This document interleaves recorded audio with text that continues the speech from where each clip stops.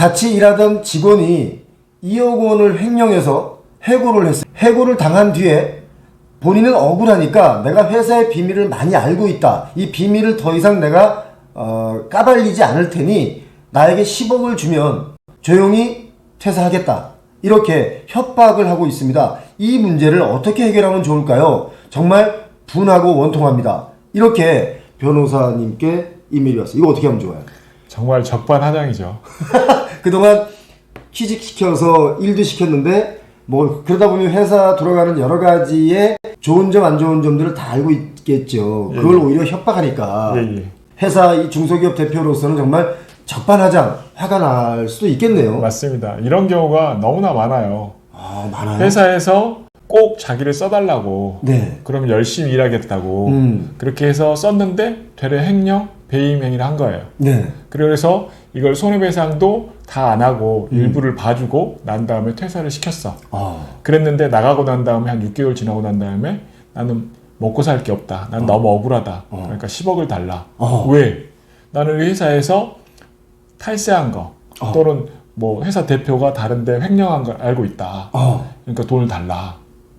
라고 나 그러면 돈 주면 난 조용히 물러가겠다. 이렇게 협박당하는 경우도 있고. 그런 경우는 좀 비일비재한 것 같아요. 그런 경우도 많고 또 더 있는 경우는 기사분들을 쓰시잖아요. 네. 쓰면은 대표님들이 워낙 바쁘니까 기사를 쓰는 거잖아요. 자가운전 안 그렇죠. 하고. 그러면 거의 대부분 차 안에서 업무를 봐요. 뭐 문자나 뭐 컴퓨터나 뭐 카톡을 하는데 더 많이 하는 게 전화통화예요. 예. 전화통화를 하다 보면 제일 처음에는 조심하다가 좀 친해지고 뭐 하면은 편안하게 통화하잖아요. 내 식구야 뭐 이러면서. 그렇게 생각해서 하잖아요. 그러면 그 운전기사가 이걸 다 녹음을 해놔. 그래서 나중에 협박을 해요. 최근도 아니구나. 한 1년 정도 전에 있었던 정말 황당한 사건이 있어요. 네. 둘이 친구예요. 사장하고 대표하고 다른 분하고 친구야. 근데 어렸을 때부터 친구니까 조카뻘 됐네. 친구의 조카뻘 된 애를 어렸을 때 용돈을 줬어요. 네. 가끔 보면. 친구의 조카뻘 되는 사람이 있는데 귀여우니까 이쁘니까 용돈을 주고 뭐 그랬겠죠. 그죠. 20대 때는 조카니까 뭐 초등학생, 유치원생일 거 아니에요. 예. 가끔 용돈도 주고 예. 그러다가 이제 그 대표가 이제 사업을 키워가지고 중소기업 사장이 되고 그 친구도 이제 성인이 되고 친구가 부탁을 한 거예요. 조카가 놀고 있으니까 네 기사로 좀 써달라. 아, 그 조카를 어릴 때 보던 그 조카를 그러니까 어렸을 때 기억도 있고 가끔 몇 년에 한 번씩 보면서 용돈도 줬으니까 식구 같지 그냥. 식구가니까 썼어요. 예. 썼는데 이제 정말 편하게 자기 조카처럼 데리고 다니면서 밥도 사주고 뭐 용돈도 주고 휴가도 많이 주고 했어. 네. 이건 대표님 말이에요. 조카 네. 말은 아니고. 그랬는데 3년 정도 지나니까 예. 그 조카가 예. 운전기사가 예. 대표님, 삼촌 저는 삼촌의 회사 비리나 삼촌이 지금까지 어떻게 하고 있는지를 다 알고 있어요. 6억을 주세요. 그럼 조용히 입 다물겠습니다. 얼마나 황당해. 그잖아요. 갑자기 제1도 아닌데 막 화가 나. 이렇게 지금 말씀드린 것처럼 이런 사건이 협박받는 사건이 굉장히 비일비재합니다. 자, 사실 제 주변에 사업하시는 분들도 이런 일들을 많이 겪어요. 회사에서 횡령을 했는데 이제 굳이 막 더 일 크게 벌리기 싫으니까 횡령한 금액도 됐고 그만둬라 회사를 내보내면 그 사람이 다시 되레 협박을 해오는 경우도 꽤 있는 그죠. 거죠. 그런데 이렇게 되면 어떤 죄가 됩니까? 그러니까 뭔가 비리를 알고 있는 것을 신고하겠다고 협박을 하는 거잖아요, 지금. 예. 그럼 어떤 죄가 생깁니까? 신고하겠다 해서 끝나는 게 아니라 이거 예. 신고 같은 경우는 이제 공익제보가 될 수가 있는데 신고하겠다라고 하는 게 아니라 예. 내가 신고를 안 할 테니까 돈을 달라. 협박을 하면서 돈을 달라고 하는 거죠. 이거는 공갈입니다. 공갈? 예. 폭행, 협박을 통해서 예. 상대방에게 공포심을 유발해서 재물이나 재산상 이득을 취득하려고 하는 행위가 공갈이에요. 공갈죄. 공갈죄가 됩니다. 예. 근데 5억이 넘어가면 특정 경제범죄 가중처벌로. 예, 가중처벌돼요. 특경법에 의해서. 그래서 5억이 넘어가면은 3년 이상의 징역이고 50억이 넘어가면은 무기징역 또는 5년 이상의 징역이에요. 아, 그러니까 내가 사장님의 그런 비리를 다 알고 있으니까 저는 신고할 거예요. 라고 말하는 것은 어쩌면 공익제보일 수 있는데 아니 그걸 바로 제보하면 되지. 근데 그 공익제보의 목적보다는 신고 못하게 하려면 돈 주세요라는 목적이 더 크잖아요? 목적이 큰 게 아니라 목적이 그게 전부 다예요. 그죠? 그러면 예를 들어서 그렇게 협박을 할 때, 공갈을 할 때 돈을 줬어야지 그게 죄가 성립되는 거 아니에요? 돈을 달라고 공갈만 해도, 협박만 해도 공갈죄가 성립되는데 공갈 미수가 되는 거죠. 근데 돈을 받으면, 주면은 공갈 기수가 되는 거죠. 몇 년 전에 이병헌 씨 사건 있었잖아요. 오, 예, 맞아요. 거기에서 나 이거 너가 나한테 성적인 그런 농담한 거 유포 안 할 테니까 돈 달라고 했잖아요. 네. 얼마 달라고 했는지 정확히 기억은 안 나는데 몇십억 달라고 했을 거예요. 그러니까 이 특정 경제범죄 가중처벌 등에 관한 법률이 적용돼가지고 굉장히 큰 죄가 되죠. 근데 돈을 이병헌 씨가 아마 안 줬을 거예요. 아, 그래요? 안 주니까 공갈 미수가 되는 거고, 예. 줬으면 공갈 기수가 되는 거죠. 좀 더 중하게 처벌이 되는 거죠. 보통 회사의 사장님들하고 밀접하게 있으면 꼭 이 회사가 꼭 횡령이나 무슨 큰 탈세를 했을 수도 있겠지만 그것보다 뭔가 착오에 의한 것도 꽤 있어요, 사실은. 그럼요. 자기 혼자 생각인 경우가 굉장히 많이 있죠. 그렇죠. 죄인지도 모르고 그냥 태연하게 그렇게 병영을 했던 것도 있을 수 있단 말이죠. 근데 그런 것들을 다 알고 이건 죄가 되니까 신고하겠다라고 하는 사람들이 상당수가 있다는 거예요.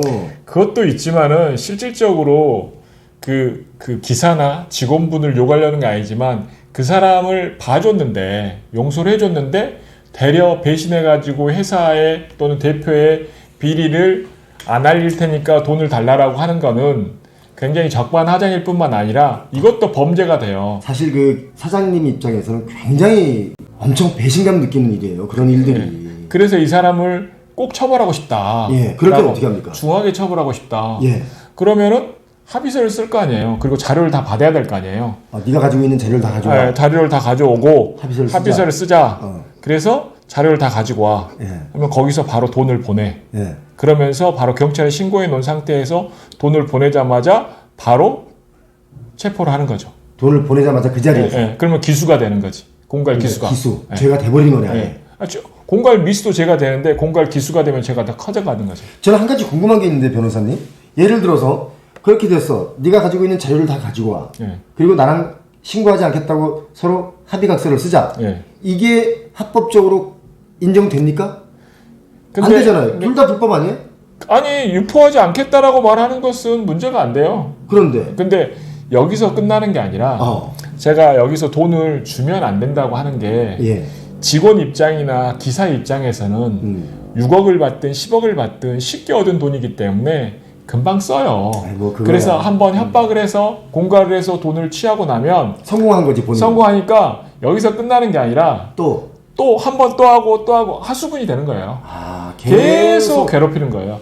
그래서 대표님들 입장에서는 첫 번째가 기사분이 대표님이 통화하는 거를 녹음한 것은 통신비밀보호법에 의해서 불법이에요.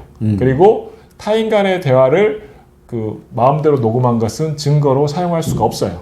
그렇기 때문에 걱정하지 마시고 또 걱정이 된다 하더라도 한 번에서 끝나는 게 아니라 계속 반복될 거니까 당당히 맞서서 정확하게 그 사람을 고소를 한다든지 신고하든지 하나 이거죠. 뭐 신고하다든지 해서 정확히 해결해야지 계속 끌려다니면은 계속 돈만 주게 되겠습니다. 이제 여기에는 어떤 이면적인 감성적인 게 들어가 있냐면 내가 이 사람의 편의를 나름대로 봐줬단 말이죠. 예. 취업을 시켰단 말이죠. 그런데 같이 이제 생활을 하다 보면 그런 것들이 다 상쇄되고 없고 오로지 내 이득만 생각해서 너의 비리를 알고 있으니 나 신고하겠다. 이런 걸 한번 당하고 나면 정말 세상 자체가 싫어지는 경우 되게 많아요. 그래서 기사분을 쓰던 대표들이 이런 일 당하고 난 다음에 기사를 안 쓰시는 분들이 굉장히 많아요. 예, 그리고 3개월에 한 번씩 기사분들을 교체한다거나 또 정말 어떤 분들은 제가 직접 봤는데 중간에 차를 세워요. 그리고 내려. 그리고 중요한 통화하고 다시 차 타고 가요.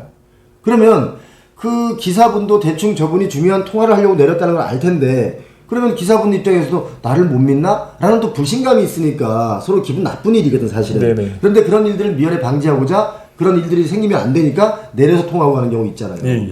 이렇게 불신의 세상이 되면 안 되는데 이런 일들이 정말 많이 있죠. 지금 괜히 이제 기사분이나 직원분들 다 욕하는 것 같은데 그건 아니죠. 잘못된 대표들도 있고 잘못된 기사나 직원분들이 있다는 거지 직원분이나 기사를 다 욕하는 건 분명히 아닙니다. 그건 아니죠. 근데 인간관계에서 책 잡힐 일을 안 하고 합법적으로 사는 게 맞는데 살다 보면은 약간 잘못하는 경우도 있잖아요. 그러면은 바로 시정을 하고 당당히 맞서는 게 맞지 거기에 끌려가면 계속 고민이 계속 돼가지고 점점 더 커져가고 그 사람한테 계속 공갈 협박 당하면서 끌려다녀요. 그리고 생활이 피폐해져요. 그리고 또 그런 거 있어요. 자기가 자기 차를 운전해주는 기사라고 막 함부로 대하는 이 못된 사람들도 있어요.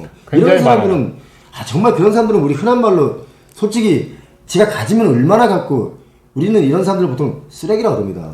아무리 뭐 잘나봐야 뭐 얼마 잘났다고. 기사 뭐 뉴스 기사에도 많이 났지만은 그런 사람들이 굉장히 많아요. 그래서 같은 친구끼리 이렇게 있을 때는 굉장히 젠틀하고 굉장히 예의 바른 사람 같은데 자기 부하 직원한테는 굉장히 막대하는 사람들도 꽤 많이 있어요.